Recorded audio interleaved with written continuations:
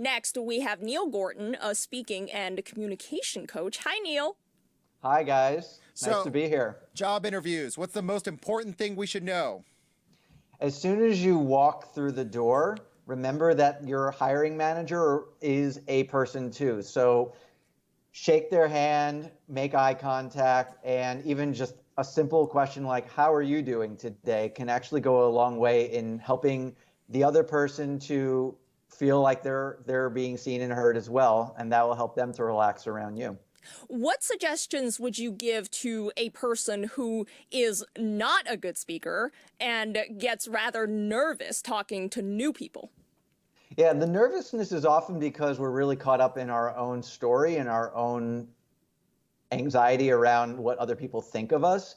But remember that everyone is having that kind of mild anxiety around new people as well. And that effective communication values the recipient over the sender. So simply asking a couple of pretty general questions for them of the other person, like what is your week been like, or how are things been for you ever since this type of thing happened, like COVID or whatever it is, and just showing a couple of simple curiosity-driven questions can help you to get out of your own head and really just focus on the other person. So we live in a virtual world. A lot of interviews are now on screen. How can you stand out if you're on a Zoom call?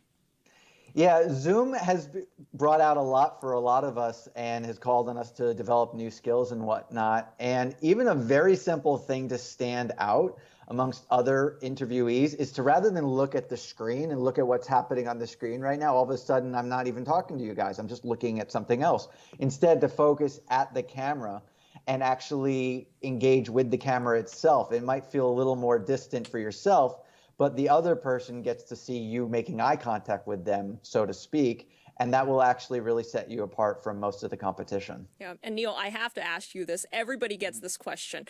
What are your strengths and weaknesses? A lot of people hate this question. What do you suggest someone say their weakness is?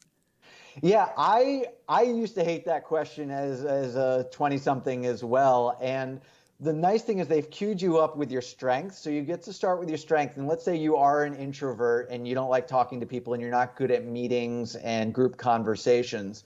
You could say that, like, as an introvert, I'm incredibly good when I'm at my desk with just focusing on my task and getting it done faster and more efficiently and more effectively than most other people are. But what that means is that sometimes I struggle, and my weakness is that I struggle in speaking up a lot in meetings and making sure that my voice is heard when there are a lot of things going on around the table. So what I do to compensate for that is follow up with people over email when I'm back at my desk and in my comfort zone and make some comments or just offer some support, or I really liked what you said about that. And so utilizing your strength to overcome your weakness. So you're really positioning yourself not just as a person with a weakness, but someone who's proactive about finding ways to utilize your strengths to still be as effective as you can overall. How do you make sure when answering that question you come across as sincere? For example, I've heard, oh, my weakness is I work too hard.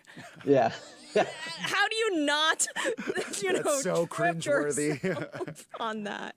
Well, I would say that if you're really honestly reporting something that you are working on, by presenting what it is and then showing how you're working on it, helps you to overcome that lack of sincerity. Because, and I mean, I obviously encourage you to be honest about what it is that you're working on and all of that. But as long as you present your weakness as something you're working on and you can make examples of how you do that, you will demonstrate that this is a real thing for you and that you're also proactive about you, like, turning it into as much of a source of your own power as you can. Well, Neil, taking notes. Thanks for taking the time to talk to us. All the best to you and all the Angelinos out there.